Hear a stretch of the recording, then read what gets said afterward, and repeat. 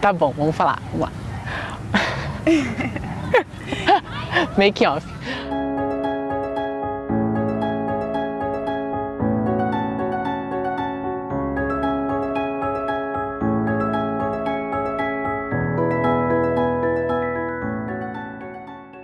Prazer, meu nome é Dione. Eu faço mestrado na UFPR Litoral. Sou terapeuta ocupacional de formação.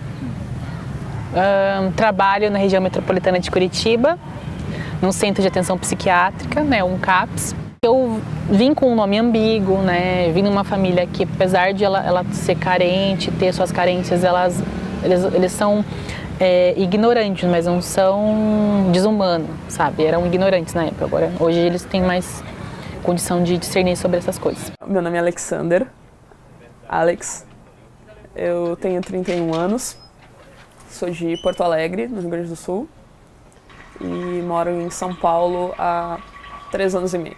A minha família, ela sempre falou que eu não podia falar a respeito desse assunto, sabe? Eles não me diziam o que era, mas eles diziam que eu não podia falar com ninguém a respeito.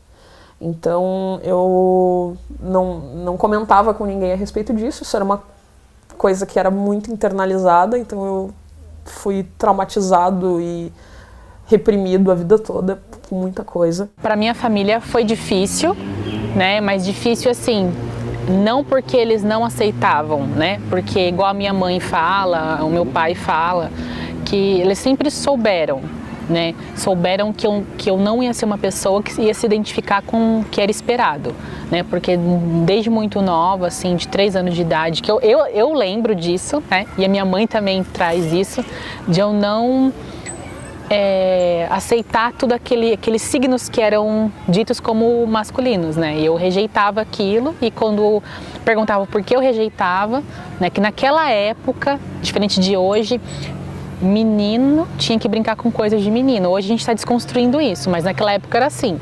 Então tudo que era voltado para o que é significado para ser feminino era o que eu identificava. Então meu pai e minha mãe já esperavam que ia ter alguma coisa que ia acontecer. Com 7 anos eu não sabia quem eu era. Na primeira vez que fizeram um procedimento em mim, eu não sabia quem eu era, eu não poderia saber. Eu não me entendia como um sujeito, eu era uma criança. Ser feminina ou ser masculino não tem a ver com isso, é uma coisa muito mais interna, muito mais intrínseca, mas para uma criança essas coisas não são levadas, né? Tipo, você só gosta daquilo que é esperado para um menino ou para uma menina, é isso, porque é construído assim, né? Eu sempre ia na sessão feminina, eu sempre escolhi as coisas femininas, tanto que chegou um ponto que meu pai teve que a criança de ficar doente mesmo, que eu ganhei o meu primeiro carrinho rosa, porque tipo, ele queria que eu tivesse carrinho, porque no quesito, no que ele foi criado ali no universo dele, carrinho era de menino, então eu só aceitei ter um carrinho se o carrinho fosse rosa, porque eu me identificava com aquele rosa, entendeu? Então ele sabia. Meus pais sempre contam que quando a Carol nasceu, minha irmã, eu tinha 4 anos. E toda vez que eles queriam tirar uma foto do bebê, eu me intrometia na frente. Então essa é a história dessa foto. Claramente, dá pra ver que quem tá em foco sou eu, inclusive. O fundo tá fora de foco. A vida toda, enquanto eu tava sendo socializado como mulher e tal, e me falavam que eu tinha que ser de uma certa maneira, eu nunca aceitei isso. Eu sempre fui mais tomboy e me vestia do jeito que eu queria, não usava saia, não usava maquiagem e tudo mais. Eles achavam que pela questão genital eu poderia ser uma pessoa homossexual, né, um gay, ou às vezes até uma questão travesti mesmo, mas não esperavam que eu tinha uma questão biológica associada. Essa parte ela nunca foi muito conversada abertamente com a minha família, sempre foi muito tabu.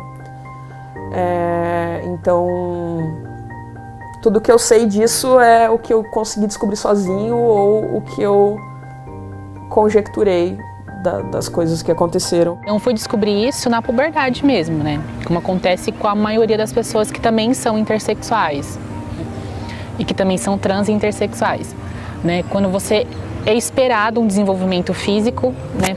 Para um menino, o menino vai crescer, vai ter barba, vai ter músculo, vai ter tudo que é esperado para um menino, fisicamente falando. E daí eu não tive o esperado. Eu nasci com uma variação intersexo que chama insensibilidade aos andrógenos. síndrome de insensibilidade aos andrógenos. E essa condição me dava algumas características que